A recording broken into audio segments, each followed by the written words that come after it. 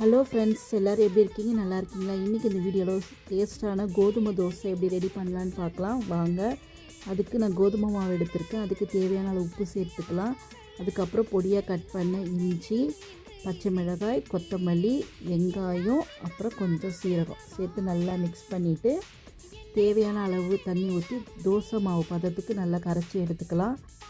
இது ஒரு 5 மினிட்ஸ் அப்படியே ஊறட்டும். அதுக்கப்புறம் நம்ம தோசை ஊற்றலாம். ஒரு 5 மினிட்ஸ்க்கு அப்புறம் அடுப்பில் தோசைக்கல் வச்சு தோசை மாதிரி ஊற்றி மேல் பக்கம் கொஞ்சம் ஆயில் அப்ளை பண்ணி திருப்பி போட்டு 2 பக்கமும் நல்லா வெந்த பிறகு எடுத்தோம்னா சூப்பரான டேஸ்ட்டான கோதுமை தோசை ரெடி.